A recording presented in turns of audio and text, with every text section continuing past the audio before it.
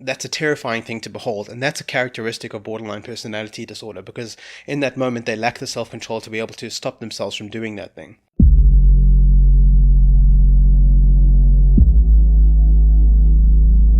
Hi guys, it's Owen here from D20. Before I start today, I just want to remind you that if you like the kind of content that I produce, or if you think that there's something here that perhaps could be developed with a little bit of the right kind of resource injection, it's within your hands to assist me with that. And one of the ways you can do that is by going to patreon.com/D20, and you can pledge to become a supporter, to become a patron. You can start at the $1 a month level. That's eminently affordable, or you can go as high as you like. You can give me as many of your hard-earned dollars as you see fit, which I will put to funding the ongoing effort of producing this content, and with a view to upgrading and improving the kind of content that I produce over time. If you're not able or willing to do Patreon support, there are other ways you can do that as well. You can hit the like button below, you can share this with your friends, you can comment, you can subscribe to the channel. All of these things help. What they do is they send a signal to YouTube or Facebook or Twitter or whoever it is that whichever platform it is that you're using to interact with the video in that way. It sends a message to them that the content is worthwhile, it's worth paying attention to, and that other people should see it, which then improves the likelihood that my future content will be exposed to more users. So all of that stuff helps. So that'd be great if you want to do that. But right, let's continue with today's video. Now today I'm picking up where I left off a few weeks ago. I did a video on I started doing a series on cluster B personality disorders, and I started with narcissistic personality disorder, in which I just did a sort of a basic analysis of what it is, how you can spot it, and a couple of ideas of things you can do to try and mitigate its effects in your life. Today I'll be doing the second diagnosis in the cluster B personality disorders, and that is borderline personality disorders. But I want to be clear up front that I am not a clinician. I'm not a medical person of any kind. I'm not trained in medicine. All I am is a relatively well-informed layperson. So take the advice from where it comes. I also want to encourage you not to try and impose a medical diagnosis on someone that you encounter. Odds are you're also not properly medically trained, and this video, no matter how useful you might find it, is also not sufficient to qualify you to impose a diagnosis on somebody else. What we can do, however, is we can use the basic information that's available to us to help arm us to recognize some of the signs and symptoms of these kinds of things in the people around us. Whether or not someone we encounter actually meets the clinical diagnostic criteria to be diagnosed with borderline personality disorder is kind of irrelevant, because what we can do is recognize that this person has a lot of the traits that might fall under the BPD banner, and we can interact with them accordingly on those grounds. So here's an important thing about the cluster B personality disorders in general, is that they are what is called externalizing disorders, or in other words, acting out.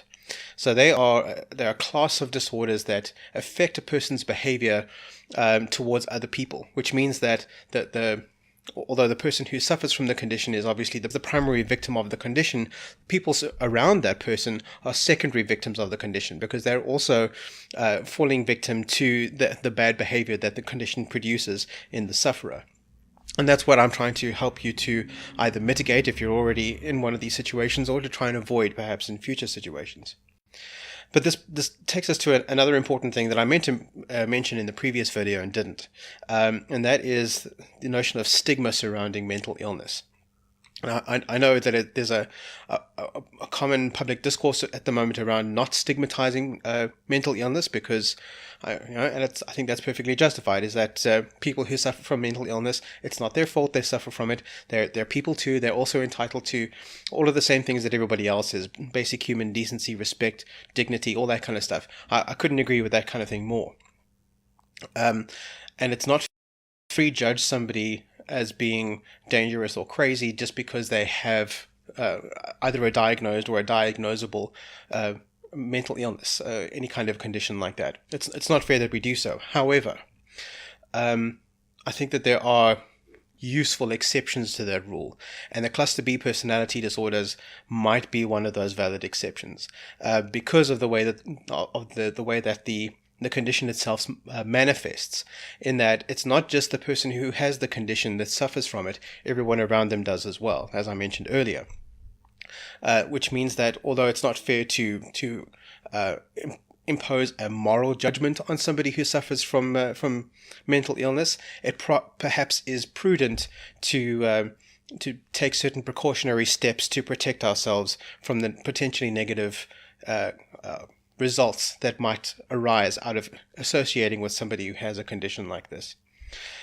And there's something else I want to talk about before I get into the weeds about BPD in particular, is that when I was talking about narcissism last time, I was able to relatively freely use examples from my personal life of encounters that I've had with narcissists in the past. And the reason I was able to do that is because one of the defining characteristics of a narcissist is that they have a severely diminished capacity for introspection, for self-reflection, which means that as long as I wasn't mentioning any names or anything like that, I was able to talk about these narcissists I'd encountered, knowing that even if they ever were to view my video, odds are they would be incapable of recognizing that they're the ones I was talking about. So, in other words, I wasn't really running a risk of hurting their feelings because the nature of the condition makes it such that they wouldn't even know that I was talking about them. But the same is not true of borderline personality disorder. Although the two conditions do overlap a lot and they have a lot of similarities, that's not one of them. People who suffer from borderline do have a more or less ordinary capacity for introspection. They're able to recognize that there are problems with the way that they behave and the way that they interact with other people. A lot of them are perfectly capable of even rationally deducing what the solutions to their behavior might be. But it's the nature of their condition that prevents them from implementing a useful solution of getting there, of actually making it happen. Not that they're incapable of being cured or at least of treating their condition, just that it's the mere act of making the effort to take steps towards resolving their situations is a lot more difficult for the borderline sufferer than it might be for you or I. So all of that being the case, I'm not going to be referencing encounters that I've had with actual borderline sufferers in my life, although I have had some. I'm not going to be using those examples this time because if those people were to watch this video, and they might someday, I run the risk of hurting their feelings, and I don't want to do that. That's not what this video is about. It's not about attacking or shaming people. It's about arming the rest of us with the tools that we need to be able to protect ourselves from the negative effects of that condition. All right, so without any further preamble, I want to get to what the diagnostic criteria are for this condition. Now, again, I'm using as a reference the Diagnostic and Statistical Manual, 5th edition, more or less. One of the things that's interesting about the DSM-5 and the way that it lists the criteria, the diagnostic criteria, is they're listed more or less in order of severity, where number 1 on the list, there are 9 on the list. Number 1 is probably the least severe, and number 9 is probably the most severe. Now there's a certain utility to that when you're trying to diagnose a condition.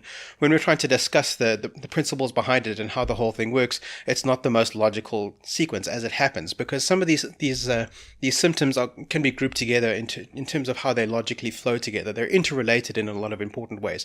So I've jumbled them up slightly. So if they're out of sequence, that's why. All right. So first of all, the first one is unclear or unstable self-image. Who am I? I don't know. I guess I have a lot of things to ponder. What this means is that the borderline sufferer doesn't have a clear understanding of who they are in the world. That they're almost... when I say that they have an ordinary capacity for introspection, they're able to recognize their own behavior, and they're able to recognize the things that they experience in the world, the way they interact with other people.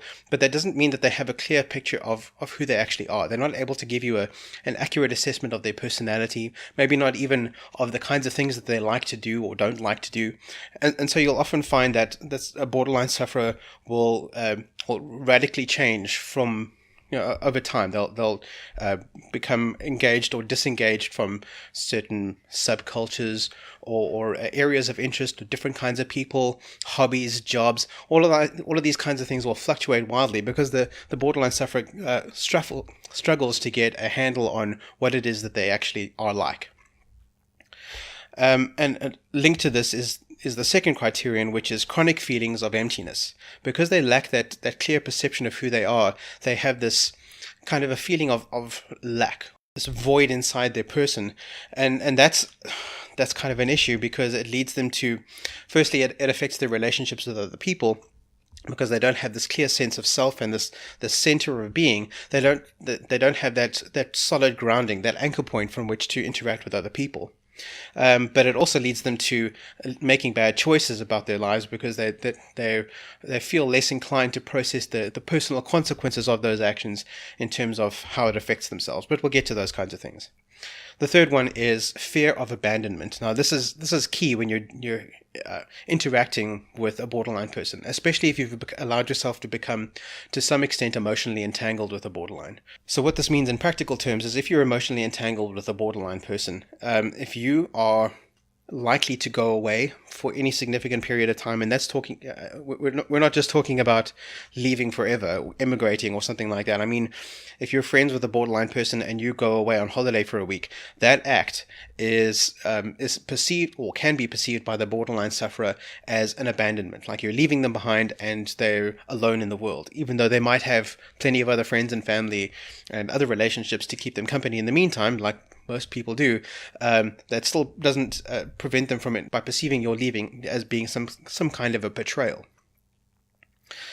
And that leads to number 4, which is unstable relationships. Now, because of their lack of a clear sense of self and this phobia that they have of abandonment, it results in the borderline sufferer having unstable relationships with just about everybody in their life. That's friends, that's family members, romantic partners, all those kinds of things, because there's this clinging need for the partner to be nearby, but it also leads them to, out of fear, behaving in such a way as to make that abandonment a self-fulfilling prophecy. So they don't want to be abandoned, but they'll behave in such a way as to push people away.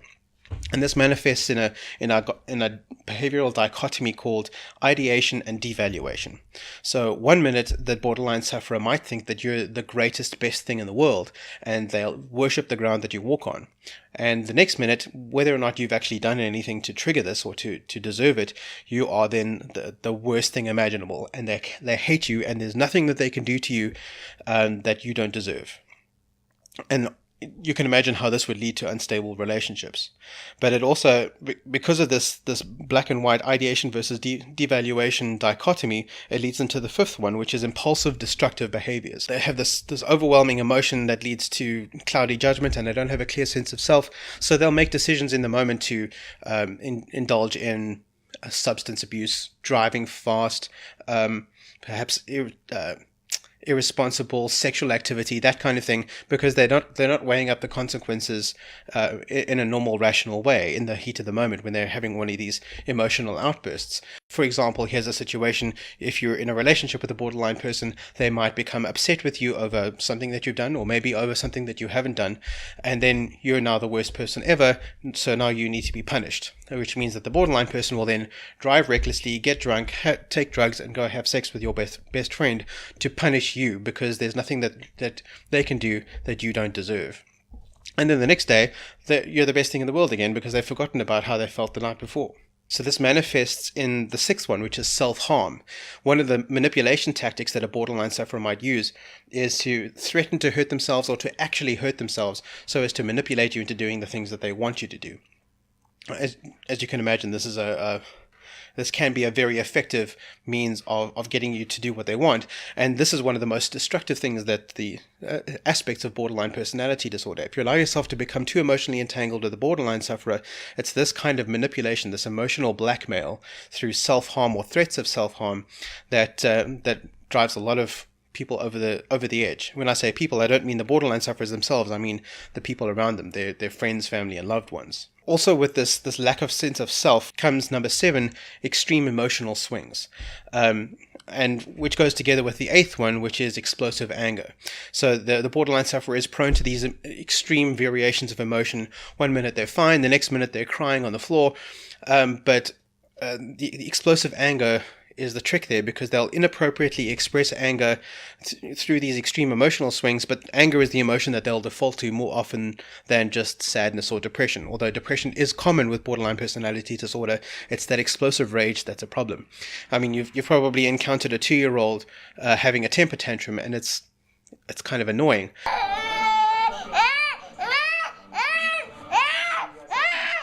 But when a grown adult does that same behavior, Oh, no. Oh, we should film it.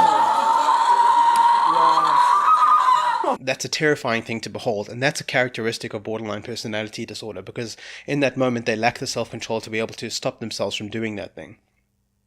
And this can be triggered by what is, for the sufferer, probably the worst symptom of the condition, and that is paranoia or dissociation. So they become suspicious of the people around them, and their perceptions of their place in the world become so deteriorated that they even dissociate themselves from their body. They kind of experience themselves as being outside of their own selves, outside of their own lives, which you could imagine would be a very, very difficult situation to be in, and you could also understand how that might trigger an extremely heightened emotional state. But those are the 9 criteria. But then what can we do as people around these people, as people surrounding a borderline sufferer? What can we do to mitigate the effects on ourselves? The first one is to be on the lookout. Become familiar with the criteria mentioned above. Look to see what you can recognize in the world when you encounter people behaving in those ways, and gird yourself accordingly. Keep your distance from people like this. If you're not already emotionally entangled with someone with borderline, try to avoid becoming so. I mean, you're going to encounter these people in the workplace and in social situations, but try not to get roped in. And when you see bad behavior on their part, do not engage with them. And also, and here's a trick for the guys, women who suffer from borderline personality disorder, because of their wild and crazy antics and their proclivity towards bad sexual decisions, they can be perceived as being very attractive, and that's a trap. You need to, when you recognize this kind of behavior in women that you encounter, do not allow yourself to become overly attracted to them. I mean, this is a thing that happens to a lot of guys, and it's a really, really dangerous situation, both for the borderline sufferer and for the guy in question. And I say guys because, frankly, borderline is far more common in women than it is in men. But all right, I think that's a good start. If you'd like me to go into more detail about borderline personality disorder in a future video, I'd love to do that. Just hit me up in the comments down below. Remember to rate, comment, subscribe, all of that kind of stuff. Find me on Discord or Facebook or any of those kinds of places. That's it for now. SWAT out.